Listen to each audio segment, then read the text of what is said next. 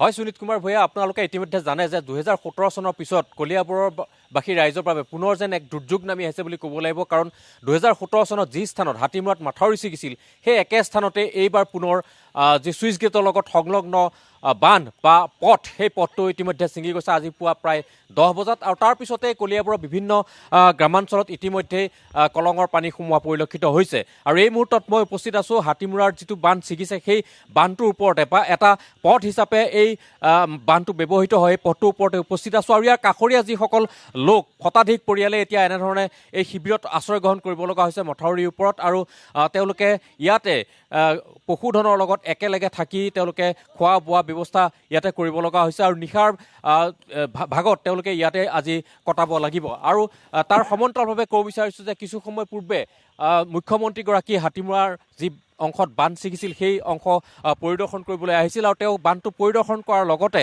এটা কথা উল্লেখ কৰিছিল যে ব্ৰহ্মপুত্ৰৰ পাৰৰ এনেধৰণৰ মাথাউৰি ভগা ঘটনা এয়া এক দুৰ্ঘটনা, এয়া ইয়াত কোনো তদন্তৰ কথা আচলতে আহিব নালাগে, এনেধৰণৰ কিছু মন্তব্য কৰি আচলতে জলসম্পদ বিভাগক তেওঁলোকে ৰক্ষণাবেক্ষণ দিয়াৰ এক প্ৰচেষ্টা চলোৱা যেন অনুমান কৰিব পৰা গৈছে। অৱশ্যে মুখ্যমন্ত্ৰীগৰাকীয়ে এটা কথা কৈছে যে যাতে বানাক্ৰান্ত ৰাইজে কোনো ধৰণৰ সংস্থাপন বা ক্ষতিপূৰণ বা সাহায্য পোৱাৰ পৰা বঞ্চিত নহয় তাৰ প্ৰতি নজৰ দিয়া হ'ব। ইয়াত যিসকল বানাক্ৰান্ত ৰাইজ আছে মই তেওঁলোকৰ কাষলৈ আহিব বিচাৰিছোঁ। আপোনালোকে ইয়াত কেতিয়াৰ পৰা আছে?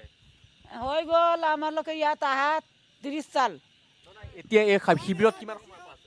আজি 10টা বজাত। এতিয়া খোৱা বোৱা ক'ৰ পৰা কেনেকৈ হৈছে? খোৱা বোৱা হোৱা নাই, এতিয়া খাই আছোঁ। ক'ৰ পৰা পাইছে? এই দিছে চৰকাৰ, এই আৰু আপোনালোকৰ ঘৰ পানীৰ তলত? একদম ওপৰত আছে। হয়, নিশ্চয়কৈ এইসকল লোক হৈছে এই মাথাউৰিটোৰ সমীপৱৰ্তী যি কেৰিবাকৰি অঞ্চল, সেই কেৰিবাকৰি অঞ্চলৰ মই এইটো কথা জানিব বিচাৰিম, তপন কিমান পৰিয়াল ক্ষতিগ্ৰস্ত হৈছে, কিমান মানুহ ক্ষতিগ্ৰস্ত হৈছে আৰু কিমানৰ ঘৰ এই ধৰণে নৈৰ বুকুত জাহ গৈছে, কিমান মানুহ এই ধৰণে মথাউৰিৰ ওপৰত বা পথৰ ওপৰত থাকিব লগা হৈছে? হয় সুনীত কুমাৰ ভূঞা, ইতিমধ্যে কলিয়াবৰৰ 5খনৰো অধিক গাঁও প্লাবিত হৈছে। আৰু এই মুহূৰ্তত মই য'ত উপস্থিত আছোঁ হাতীমূৰা মাথাউৰি সমীপৰ যি কেৰিবাকৰি অঞ্চল, তাৰ শতাধিক পৰিয়াল কিন্তু আক্ৰান্ত হৈছে। তাৰে যথেষ্ট সংখ্যক লোক ইতিমধ্যে মাথাউৰিৰ ওপৰত এনেধৰণে আশ্ৰয় গ্ৰহণ কৰিব লগা হৈছে।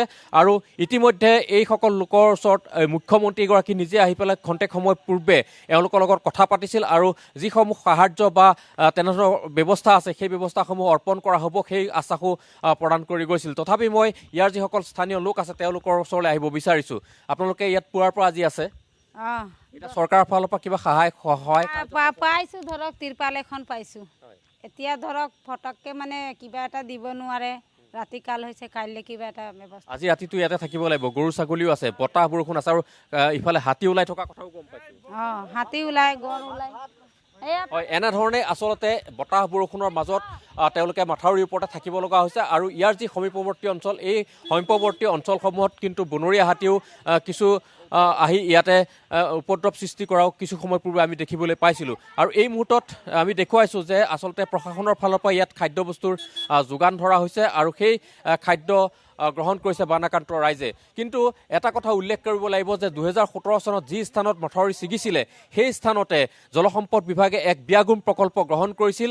আৰু কিয় ছিগে তপন শইকীয়া, এই যে ছিগা ঠাইতে মথাউৰি বাৰে বাৰে ছিগে, এয়া আচলতে নিৰ্মাণ কাৰ্যৰ আখুৱা নে সঁচাকৈ প্ৰাকৃতিক দুৰ্যোগ, নে এই কথাবিলাক প্ৰতি বছৰে বা একেলগে ছিগা ঠাইতে মথাউৰি কেনেকৈ ছিগিব পাৰে? তপন শইকীয়া।